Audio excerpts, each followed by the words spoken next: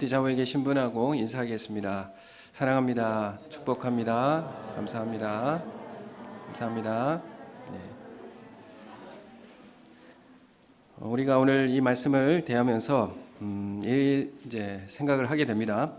토마스 아퀴나스라고 하는 사람이 이 질투에 대해서 이렇게 설명을 합니다. 질투는 다른 사람의 즐거움을 슬퍼하는 것, 이렇게 이제 설명을 합니다. 우리가 가지지 못한 물건이나 내가 소유하지 못한 자질 혹은 지위를 다른 사람이 소유한 것을 보고 고통을 느끼는 감정, 그것을 질투다, 이렇게 설명하고 있는데, 사실 이 경쟁이나 질투하는 마음을 적절하게 다스리지 못하면 우리는 곧바로 그것이 분노로 바뀌어지게 되고 결국 공격하는 모습으로 발전하는 것을 우리가 보게 됩니다.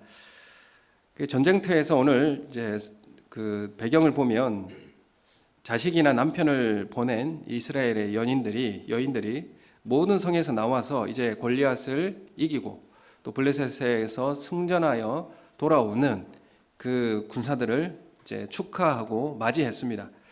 골리앗을 죽이고 이스라엘의 승리를 가져온 것인데 노래하고 춤을 추고 사울 왕을 맞이하였고, 여인들은 노래하면서 그 축제를 벌였습니다. 온 백성이 이 마음에 함께 기쁨에 차 있었지만은 이 자리에 한 사람은 마음이 심히 불쾌해져 있었습니다. 그게 무엇인가 하면 이 여인들이 부르는 이 노래 때문에 그 마음이 심히 불쾌해지게 되었는 것인데, 이 여인들이 어떤 노래를 불렀는가 하면 사울이 죽인 자는 천천히요 다윗은 만만히로다, 이렇게 노래하였습니다. 이 노래 가사가 사울의 귀에 들려지게 될 때에 굉장히 불쾌해지고 또 그 마음에 이제 그 공격하려고 하는 마음이 생기게 된 것이죠. 경쟁자의 마음이 생기게 된 것입니다. 그래서 이 노래소리를 딱 들을 때에 승리한 것은 좋았지만은 전에 사무엘에게 들었던 말이 생각이 납니다. 그동안 잊고 있었으면서 왕위의 문제에 대해서 생각 안 하고 있었는데 이 문제가 갑자기 수면 위로 드러나게 되는 것입니다. 이전에 사무엘이 이렇게 말했죠. 여호와께서 오늘 이스라엘 나라를 왕에게서 떼어 왕보다 나은 왕의 이웃에게 주셨나이다. 이렇게 왕위가 바뀌게 될 것을 이제 분명하게 사무엘이 말을 했는데, 이 말이 문득 귓가에 스쳐 지나가면서 여인들이 부른 가사가 머리를 복잡하게 만든 것입니다. 그날 이후로 사울은 다윗을 주목하여서 보게 됩니다. 나의 왕위를 빼앗을 자가 저 다윗이구나 라고 하는 것을 이제 바라보게 되는 것이죠. 이 다윗에게는 만만을 돌리는데 나에게는 천천만 돌리니 그가 민심도 얻었고 이제 힘도 갖추었고 이제 남은 것은 무엇인가? 이제 나의 왕위를 넘보는 자가 되겠구나 라고 그렇게 생각하는 것입니다. 이후로 사울은 다윗을 경쟁자 그리고 라이벌로 그렇게 보기 시작합니다. 사울은 다윗을 이후에 죽이기로 이제 작정을 하고 실천에 옮기게 되죠. 직접 죽이려고 하다가 그게 안 되니까 이제 블레셋을 통해서 죽이려고 그렇게 이제 계속 죽이려고 작정을 합니다. 그러나 이 사울을 보면 사실 이전에 사울은 다윗을 많이 사랑했습니다. 요나단도 다윗을 사랑했습니다. 16장 21절에 보면 이렇게 말하고 있습니다. 다윗이 사울에게 이르러 그 앞에 모셔 섬에 사울이 그를 크게 사랑하여 자기의 무기를 드는 자로 삼고, 이렇게 말씀하고 있습니다. 그래서 사울이 얼마나 다윗을 총애하고 사랑했는가 하면 그를 크게 사랑하였다. 그래서 자신의 무기 드는 자로 그렇게 삼고 자기 가까운 곳에 두고, 그리고 다윗이 연주를 하면 자신에게 드리워졌던 그 악령이 떠나지고 마음이 편해지고 치료가 되는 그런 이제 다윗이었기 때문에 너무나 사랑하는 그런 관계였습니다. 다윗이 사울의 총애를 받고 사랑받는 그런 사람이었는데 갑자기 사울이 돌변한 것이죠. 그리고 돌변해서 심히 미워하고, 그리고 어디까지 가게 되냐면 죽이려고까지 이제 달려들게 되는 그런 상황으로 치닫게 됩니다. 이 사울이 다윗을 직접 창으로 벽에 박아서 죽이려고 2번이나 시도를 하게 되는 것이죠. 직접 죽이는 것이 여의치 않자 사울 곁에서 떠나게 하고 변방에 천부장을 맡게 해서 잦은 전투 가운데 이제 죽기를 바라면서 이제 그 변방에 보낸 것이었습니다. 그런데 하나님은 이러한 여건을 바꾸셔서 계속 승리하게 하시고 또한 다윗을 크게 지혜로운 모습으로 바꾸어 가시는 것을 우리가 확인하게 됩니다. 또 이 미갈이 이제 사울의 딸인 미갈이 다윗에 대해서 연애 감정을 가진 것을 미끼로 사울은 다윗에게 전쟁에서 이겨서 그 증표를 가지고 오면 내가 사위로 삼겠다고 하여서 블레셋 진영에서 죽기를 기대하며 보냅니다. 그런데 2배의 성과를 가져온 다윗에게 어쩔 수 없이 딸을 내어줄 수밖에 없는 그런 상황이 되었습니다. 왜 사울이 질투와 미움과 분노에 사로잡히게 되었을까? 이전에 사랑하는 관계였는데 왜 갑자기 미워하고 분노하는 마음에 사로잡히게 되었을까? 질투라고 하는 것이 너무 파괴적이어서 질투에 사로잡힌 사람은 그 대상이 나보다도 조금이라도 더 고통스러워지게 된다면 내가 상처 입고 고통받는 것도 기꺼이 감수하게 되는 것이 바로 이 경쟁과 질투의 마음인데 결국 이 두 사람 다 상하게 만드는 이런 결과를 가져오게 되는 것입니다. 사울이 다윗을 크게 사랑하는 마음이 돌변하여서 미워하고 죽이려고 하는 이유가 무엇일까요? 오늘 이러한 내용을 한번 살펴보기를 원하고 또 하나는 다윗은 사실 사울의 총애를 받고 사랑을 받았는데 갑자기 돌변하여서 나를 적대적으로 공격하는 상황으로 바뀌었을 때 다윗은 어떻게 이러한 상황을 이겨내고 모면하고 또 지켜갈 수 있었는가? 이 두 가지의 문제를 가해자의 입장에서는 왜 이렇게 했고 또 그것을 피해자의 입장에서는 어떻게 이 문제를 해결하고 가고 있는지를 한번 이 말씀을 통해서 살펴보기를 원합니다. 사울이 왜 다윗을 공격하는 것일까? 왜 갑자기 사울의 창을 들고 다윗을 죽이려고 할까요? 이것은 사랑의 관계가 갑자기 파국의 관계로 돌변하는 것인데 우리가 인간관계, 교회 안에서의 관계 가운데서도 나에게 호의적이었고 나에게 사랑으로 대하는 그런 관계였는데 갑자기 돌변해서 나를 공격하고 나를 비방하고 나를 힘들게 만드는 사람이 될 수도 있는 것이죠. 그런 관계에서 가해자의 입장에서 또 피해자의 입장에서 왜 이러한 상황이 우리에게 주어지게 될까? 이 문제를 한번 말씀을 통해서 살펴보기를 원합니다. 이 문제는 무엇이 자리 잡고 있냐면 내 안에 숨겨진 사랑의 질서 때문에 그렇습니다. 내가 무엇을 가장 사랑하는가? 그 문제에 따라서 이런 문제들이 발생하게 되는데 우리가 누가복음 16장 13절 말씀을 우리 함께 찾아보겠습니다. 누가복음 16장 13절 우리 함께 이 말씀을 같이 읽겠습니다. 시작. 집 하인이 두 주인을 섬길 수 없나니 혹 이를 미워하고 저를 사랑하거나 혹 이를 중히 여기고 저를 경히 여길 것임이니라. 너희는 하나님과 재물을 겸하여 섬길 수 없느니라. 아멘. 그럼 이것이 우리는 두 주인을 섬길 수 없다 이렇게 말하고 있죠. 이 말은 무슨 말입니까? 우리에겐 진짜 사랑하는 것이 있고 그보다 덜 사랑하는 게 있다는 것입니다. 사랑에는 그래서 질서가 있다 이렇게 말하고 있는 것입니다. 그래서 우리는 진짜 사랑하는 것이 있기 때문에 이것을 겸하여 같이 섬길 수 없다는 것이죠. 사랑할 수 없다는 겁니다. 하나님과 재물을 함께 동등한 위치에 놓고 사랑할 수 없다는 것입니다. 우리는 한 가지만 최고의 사랑으로 사랑할 수 있다는 것입니다. 그래서 우리의 삶을 보면 내면에는 진짜 사랑하는 것을 가지고 있어요. 내가 사랑하는 대상이 있습니다.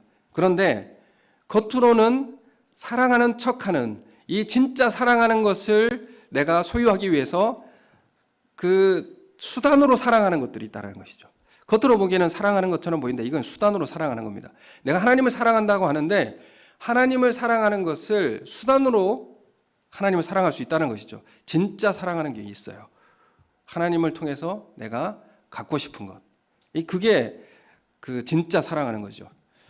내가 진짜 사랑하는 것이, 내가 정말 사랑하는 것이 위협받게 된다면 수단으로 사랑하던 그 사람이 미워지게 되는 것이죠. 사랑하던 사람은 내가 진짜 사랑하는 것을 지켜주고 유지해 주었기 때문에 그 사람을 수단적으로 사랑한 것입니다. 사울이 다윗을 사랑한 것은 내가 진짜 사랑하는 것을 지켜주고 내가 진짜 좋아하는 것을 보호해 주기 때문에 수단으로 다윗을 사랑하는 것이죠. 우리가 교회에서 서로의 이제 형제들과 자매들 가운데 우리는 예수 그리스도의 피를 나눈 형제와 자매이지 않습니까? 그래서 서로 사랑해야 하는데 왜 서로 공격하고 미워하고 질투하고 이런 일들이 생기게 될까요?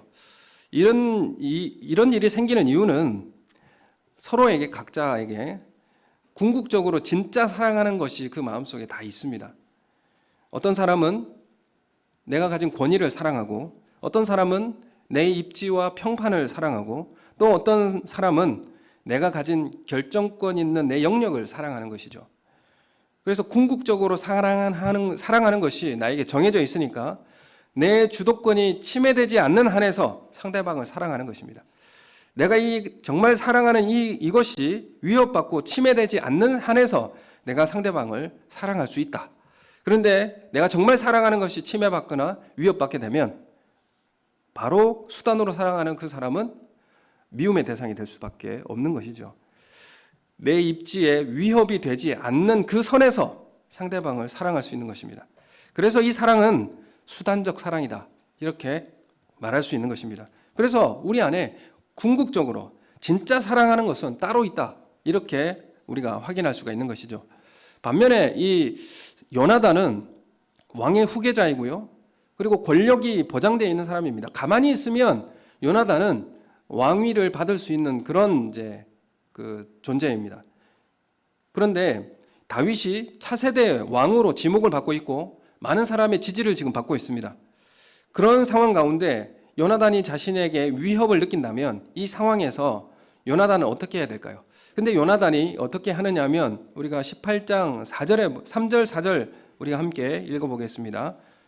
사무엘상 18장 3절 4절 시작. 요나단은 다윗을 자기 생명같이 사랑하여 더불어 언약을 맺으며 요나단이 자기가 입었던 겉옷을 벗어 다윗에게 주었고 자기의 군복과 칼과 활과 띠도 그리하였더라. 아멘. 지금 요나단은 자신의 군복, 칼, 활, 겉옷 이 다 줍니다. 이건 어떤 의미냐면 네가 왕이 될 사람이다 라고 하는 것을 인정해 주는 것이고요. 그냥 주는 것으로 끝나는 게 아니라 다윗을 목숨같이 사랑할 것이라 맹세를 합니다. 네가 왕이 된다는 사실에 대해서 내가 목숨을 걸고 내가 지켜줄게. 이런 의미예요. 그런 목숨을 걸고 내가 이 문제에 대해서 내가 서약하고 맹세한다. 이것을 지금 고백하고 있는 내용입니다. 그래서 요나단에게는 궁극적으로 진짜 사랑하는 게 뭘까요? 요나단이 진짜 사랑하는 것은 자신의 왕위와 자신의 권력이 아니었습니다. 왜 이런 일이 가능한가? 그것은 하나님의 뜻을 더 사랑했기 때문이죠. 하나님을 더 사랑하기 때문에 하나님이 원하시는 일들에 대해서도 사랑할 수 있는 것입니다. 그래서 이 요나단에게는 궁극적인 사랑하는 것은 자신의 권력이 아니라 하나님을 사랑하였기 때문에 이런 일들이 가능했다라는 것을 우리가 알게 되는 것이죠. 하나님을 사랑한다는 것이 하나님 자체를 즐거워하고 하나님을 기뻐하는 삶을 우리에게 살아야 할 것들이 우리에게 요구되어지고 있는 것입니다. 하나님께서 주시는 것 때문에 하나님을 사랑할 수 있죠. 하나님께서 주시는 것, 나에게 재물도 주시고 나에게 좋은 환경도 주시고 직장도 주시고 이런 하나님께서 주시는 것 때문에 내가 하나님을 사랑할 수 있습니다. 이것은 하나님을 수단으로 여기는 것입니다. 그래서 나에게 주어지는 것이 끊어지게 되면 바로 하나님 앞에 항변하고 하나님 앞에 관계가 단절되어지는 그런 모습으로 갈 수밖에 없는 것입니다. 여러분, 우리가 부모님 자체를 사랑하는 것과 물려줄 재산 때문에 부모님을 수단처럼 사랑할 수 있습니다. 다 사랑 같지만 그 종류가 다르다는 것이죠. 무엇을 더 사랑하는가? 사랑의 질서가 우리 가운데 있다라는 것입니다. 우리의 사랑은 하나님을 사랑하기 때문에 이웃을 사랑하게 되어 있습니다. 하나님이 목적이고 제일 우선순위가 되는 것입니다. 나머지는 종속되어지는 것이죠. 그래서 사랑은 질서가 있고 우선순위가 있는 것입니다. 요나단은 하나님을 위해서 다윗을 사랑하게 되는 것입니다. 하나님을 사랑하는 마음에서 다윗을 사랑할 수 있게 되는 것입니다. 반면에 사울은 권력을 위해서 다윗을 사랑했습니다. 수단적으로 사랑한 것이죠. 그런데 내가 사랑하는 이 권력이 위협받으니까 돌변해서 미워하게 될 수밖에 없는 것입니다. 내가 진짜 사랑하는 것이 위협받으니까 수단으로 여긴 다윗을 공격하게 되는 것입니다. 여러분, 우리에게 이런 것들은 여러 가지 이제 형태로 나타나게 되는데, 예를 들어서 이 결혼의 삶에서도 질서가 있는 것을 우리가 보게 되는데, 남편과 아내가 사랑해서 결혼을 합니다. 근데 같이 살면서 그 사람을 사랑한다고 생각합니다. 그런데 시간이 지나자 상대방이 싫어지고 실망하고, 그래서 상대방을 공격하게 됩니다. 싫어지고 실망하고 공격하고 싶은 마음이 생기는 것이 무엇입니까? 남편을 사랑하고 아내를 사랑하는 것이 아니고 뭘 더 사랑했을까? 살아가다 보면 그 사람을 통해서 내가 원하는 결혼 생활, 내가 바라는 결혼 생활을 더 사랑하기 때문에 그렇지 않습니까? 사랑하는 사람인데 왜 싫어지고 실망하게 되는가? 남편을 사랑하는 이 사랑을 수단으로 삼아서, 아내를 사랑하는 이 사랑을 수단으로 삼아서 내가 향유하고 싶은, 내가 사랑하는 궁극적인 결혼 생활을 더 사랑하고 있는 것은 아닌가? 그래서 내가 바라고 내가 사랑하는 그런 결혼 생활이 안 되니까 그 수단처럼 여기는 그 상대방을 공격하고 싫어지고 미워지게 되는 것은 아닌가? 한번 생각해 보게 되는 것이죠. 내가 원하는 결혼 생활을 사랑하는 것입니다. 근데 내가 원하는 결혼이 공격받고 깨지니까 남편도 나의 방해자가 되고 아내도 나의 방해자가 되고 적이 되는 것은 아닌가? 설명하려고 제가 이렇게 말씀드리는 겁니다. 네. 설명하려고, 제가 여러분 지적하려고 한 게 아니고요. 그래서 진짜 사랑이라고 하는 건 뭡니까? 결혼 생활, 내가 궁극적으로 바라는 결혼 생활을 사랑하는 것이 아니라 그 사람을 사랑하는 것이죠. 그게 우리에게 결혼 생활의 궁극적인 목표가 되어야 됩니다. 여러분, 우리가 하나님을 사랑하는 것이지 하나님을 사랑을 통해서 부수적으로 나오는 그것을 사랑하는 것이 올바른 신앙생활이 아니라는 것이죠. 그것을 통해서 하나님을 바라보게 되면 수단처럼 하나님을 생각할 수밖에 없어요. 여러분, 진짜 하나님을 사랑하는 사랑으로 신앙생활이 우리 가운데 새롭게 질서가 재편되어야 된다는 사실을 오늘 우리에게 말씀하고 있는 것입니다. 여러분, 이것은 똑같이 돈을 하나님과 대립하는 모습으로 대하는 것으로 나타나게 되는데요. 여러분, 우리가 돈을 사랑하는 것이 만몬이라고 해서 돈을 제거해야 한다, 돈을 없애야 된다, 부정적으로 돈을 바라보아야 된다, 이렇게 할 수는 없습니다. 왜냐하면 돈은 선도 아니고 악도 아닌 중립적인 것이고요. 돈은 삶을 위해서 우리가 사용해야 되는 수단입니다. 돈 없이 어떻게 살 수가 있습니까? 그런데 우리가 이 돈을 부정적으로 여겨서 하나님을 가까이 하려면 돈을 멀리 해야 된다, 뭐 이렇게 생각해버리면 이상한 결과가 나타나게 되는 것이죠. 그래서 이건 왜 어떻게 생각할 때 이렇게 되는가 하면 하나님과 돈을 수평적으로 생각할 때에 이런 일들이 일어나게 되는 거죠. 하나님을 가까이 하려고 하니까 돈을 멀리 해야 되는 거예요. 이런 방식이 되어지게 되는데 이것은 수평적으로 바라볼 때에 이제 판단되는 것입니다. 그러나 재물과 하나님과의 방식은 어떻게 봐야 되는가 하면 수평적으로 생각하는 것이 아니라 수직적으로 세워놔야 합니다. 하나님이 돈보다 위에 계시고 하나님 아래에 돈을 두는 위치, 그래서 돈이 하나님의 통치와 다스림 가운데 종속되는 위치에서 우리는 바라볼 수 있어야 되는 것이죠. 그래서 하나님의 명령이라고 한다면, 하나님의 뜻이라고 한다면, 하나님의 원하시는 것이라고 한다면 돈도 우리가 사용할 수 있는 것이고 돈을 하나님의 명령에 따라서 사용할 수 있게 되는 것입니다. 그래서 그 예수님께 향유 옥합을 깨뜨렸던 그 여인들이, 제자들이 비난을 했죠. 그런데 예수님 뭐라고 말씀하십니까? 나에게 좋은 것을 하였다, 이렇게 말씀하시죠. 그래서 무엇이 우선순위가 되느냐는 것입니다. 그래서 하나님을 위에 두고 돈을 그 하나님의 뜻 아래 종속시킬 때가 그것이 올바른 질서가 유지되는 것입니다. 그래서 돈은 멀리 있어야 하는 것이 아니라 하나님 아래에 있어서 하나님의 뜻에 따라 종속시킬 수 있어야 하는 것입니다. 그래서 돈을 최우선 순위의 사랑으로 삼고 있다면 위치 조정이 필요하고요. 수평적으로 놓는 것도 위치 조정이 필요합니다. 이 질서가 깨지면 어떻게 되면 적대적이 되고 공격하고 방해하는 적으로 삼게 될 수밖에 없는 것이죠.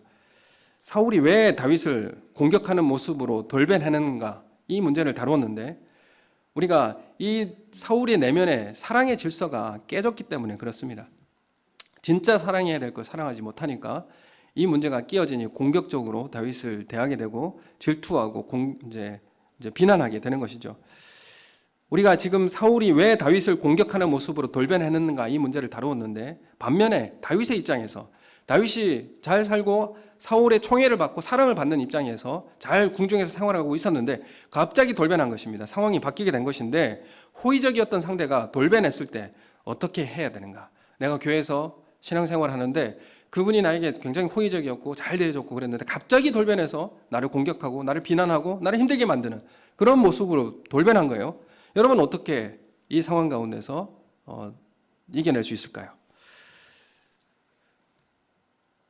여러분 보복으로 공격하십니까? 아니면 교회 못 다니겠네 그러면서 교회를 떠나는 방식을 사용하십니까? 다윗이 어떻게 했죠? 다윗이 그 나라를 떠나버렸습니까? 아니면 그 궁중을 그냥 피해버렸나요? 아니면 사울을 맞서서 공격했습니까? 그렇지 않죠. 사실 다윗이 흔들리지 않는 겉모습이 나타나게 됩니다. 그 하나님께서 보내진 그 사명자, 그 사명의 위치에 그대로 유지하고 존재하는 것을 보게 되는데, 다윗은 사울이 악령에 시달릴 때 악기를 연주하면 악령이 떠나고 치료를 받았습니다. 그래서 사울에게 총애를 받고 사랑을 받는 그런 신하가 되었습니다. 이러한 환대를 누리고 사랑을 받고 있었는데 갑자기 돌변해서 나에게 창을 던지는 것이죠. 우리의 삶에도 관계가 좋다가도 갑자기 돌변해서 창을 던지는 이런 상황이 발생할 수 있습니다. 여러분 집에서 돌아와 보니까 제 등에 독화살이 박혀 있는 거예요. 왜 누가 나에게 독화살을 쐈을까? 이렇게 한번 생각해 보면 나에게 누가 독화살을 싼 사람이 있어요. 갑자기 돌변해서 나에게 이렇게 비방하고 나를 적대적으로 대할 수 있는가? 안 되겠네. 이러면서 이제 보복해야 되겠다. 이런 이제 모습으로 나갈 수 있는 것이죠. 다윗이 상처받고 교회를 떠나지 않습니다. 여전히 사울 가까이에서 자신의 일을 다하고 있습니다. 어떻게 이게 가능할까요? 내가 하나님 안에서 사랑의 질서가 잘 세워져 있으면 이 공격 가운데서도 상처받지 않고 반대로 나를 사랑해도 과도하게 그 사랑에 의지하지 않습니다. 아마 사울이 다윗을 총애하고 사랑하고 하는 것에 의존해서 그 사울의 사랑에 의존해서 그 가운데 살아가고 있었다면 이것이 갑자기 돌변하니까 그걸 깨지면 다윗도 무너질 수밖에 없었을 것입니다. 그런데 다윗이 과도한 그 사랑 그것을 의지하지 않았다는 것이죠. 사울이 다윗을 정죄하고 공격할 때 이것 때문에 흔들리거나 공격받지 않았습니다. 다윗은 하나님을 사랑하는 궁극적 사랑에서 사울이 주는 사랑을 누렸기 때문에 이것이 가능한 것입니다. 하나님을 궁극적으로 사랑하는 그 사랑 가운데서 사울의 사랑을 누렸기 때문에 이게 가능한 것이죠. 하나님의 사랑 안에서만 사울의 환대를 사랑했기 때문에 더 이상 큰 상처나 아픔 가운데 실족하지 않았다라는 것을 말하고 있습니다. 상대가 나를 싫어하고 인정하지 않는 것 때문에 과도하게 상처받고 괴롭다면 우리는 한번 생각해 볼 필요가 있습니다. 나는 진짜 궁극적인 사랑은 누구를 사랑하고 있는가? 내가 그 사람에게서 받은 인정, 그 사람에게서 받은 사랑, 이것을 내가 사랑하고 있었나? 거기에 정말 전적으로 의지하고 내가 신앙생활을 하고 있었나? 아니면 정말 하나님을 궁극적으로 사랑하는 그 사랑 가운데, 하나님을 기뻐하고 하나님만을 궁극적으로 기뻐하는 그 사랑 가운데 그 사랑도 함께 향유하고 있었는가? 이게 끊어져도 나는 하나님 안에서 그 사랑에 흔들리지 않는 그런 신앙을 다윗이 유지하게 된 것입니다. 여러분, 우리의 삶 속에서 내가 나를 싫어하고 나에게 반대로 공격적으로 다가오고 날 과도하게 상처 입히는 그런 상황 가운데 내가 처해지게 되었다면 하나님께서 왜 이런 일을 우리에게 겪게 하실까요? 하나님은 우리에게 네가 진짜 사랑하는 것이 무엇인가, 네가 정말 사랑하는 것이 무엇인가를 우리에게 확인해 보고자 우리의 그런 상황을 우리에게 주시는 건 아닙니까? 그러면 우리가 정말 그 사람의 관심과 그 사랑에만 의존하고 교회에 있다면, 우리가 삶을 살아가게 된다면 하나님의 궁극적인 사랑 없이 그 사람과의 관계에만 빠져들고 의지할 수밖에 없게 됩니다. 이런 현상에서 우리의 질서는 깨어지게 되고, 그리고 그 가운데서 고통과 또한 관계의 어려움들이 거기에서 나오게 되는 것이죠. 여러분, 이 질서가 세워지는 게 중요합니다. 사랑의 질서가 세워지는 게 중요하고요. 하나님 안에서 이 질서가 온전히 세워지는 우리 성도님들 되시길 소원합니다. 여러분, 레위기서를 보면 우리가 잘 이해하지 못한 그런 내용들이 참 많이 나옵니다. 어떻게 이 레위기서를 봐야 될 것인가 라고 볼 때에, 레위기는 처음부터 등장하는 것이 제사가 등장해지죠. 제사를 한 절반 이야기합니다. 그리고 나머지는 삶에 대해서 어떻게 할 건지 절반이 나오게 됩니다. 그래서 제사의 관점에서 세상을 해석하고 하나님의 백성이 구별된 삶을 표현하고 있습니다. 우리 식으로 이야기하면 예배가 중심이 되어서 세상을 해석하고 삶을 구별하는 모습으로 살아가라, 이렇게 요구하고 있는 것이죠. 예배가 무엇입니까? 하나님을 사랑하고 하나님께 그 구원에 감격하여 감사함으로 하나님 앞에 나와 찬양하는 것. 여러분, 이것이 예배의 삶이지 않습니까? 이 예배의 삶을 중심으로 질서가 새롭게 재편돼야 된다는 것을 레위기서는 우리에게 말씀하고 있는 것입니다. 그래서 레위기서에 보면 세상 모든 사람들이 있습니다. 많은 사람들이 있고요. 그 중에서 구별된 하나님의 백성, 이스라엘 백성이 있고요. 그리고 그 중에서도 제사장이 있습니다. 이게 왜 어떤 기준에서 구별하고 있습니까? 예배 중심으로 구별되고 있습니다. 누가 예배를 드릴 수 있고 누가 예배의 집례자인가, 이런 예배 중심으로 지금 구별하고 있지 않습니까? 그리고 또한 한 가지입니다. 세상에 모든 땅이 있습니다. 그리고 그 중에 약속의 땅이라고 하는 가나안 땅이 있습니다. 구별이 되어 있죠. 그리고 그 땅 가운데 성전이라고 하는 땅이 구별되어 있습니다. 무엇으로 구별하고 있습니까? 제사로 구별하고 있죠. 예배로 우리 삶은 재편되어지고 질서가 잡혀야 한다는 것입니다. 제사의 시점에서 세상을 어떻게 바라보고 이해할 것인가가 연관되어 있는 것입니다. 여러분, 우리가 예배가 우리 삶의 질서로 자리 잡고, 그리고 하나님이 우리의 가장 최고의 사랑의 가치 대상으로 자리 잡고, 그 다음에 세상을 어떻게 바라보고 구별할 것인가가 질서가 세워져야 우리 삶의 참된 평안과 안식이 그 가운데 드리워지게 되는 것입니다.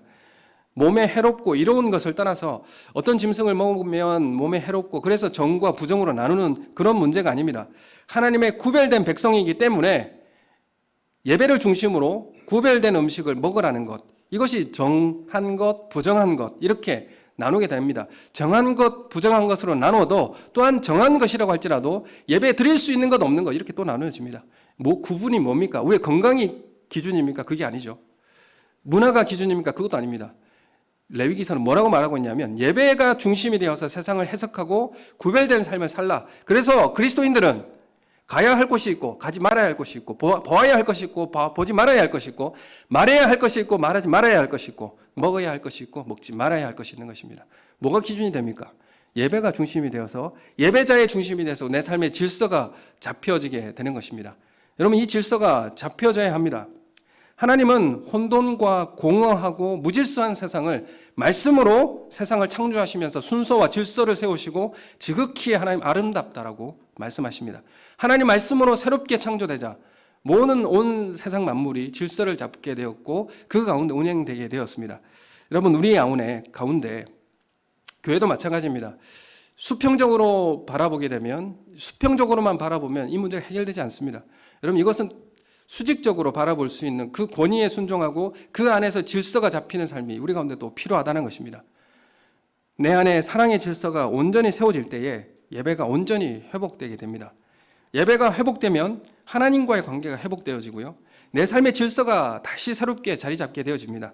영적 질서가 새롭게 자리 잡게 되어지면 분주했던 내 삶도, 두려웠던 우리의 마음들도, 공격성도, 허무함도, 과도한 경쟁이 사라지게 되어 있습니다. 하나님은 궁극적으로 살아가는 그 사랑 안에 기뻐할 수 있는 은혜가 우리 가운데 넘치게 된다는 것입니다. 여러분, 우리 삶에 주님의 말씀에 따라서 내 삶에 새롭게 질서가 잡히고 정리가 되듯이 하나님 말씀이 우리 가운데 그 중심에서 역사하시고 하나님의 말씀에 따라 내 삶이 새롭게 재편되어지는 귀한 은혜가 우리 가운데 있기를 예수님의 이름으로 축원합니다.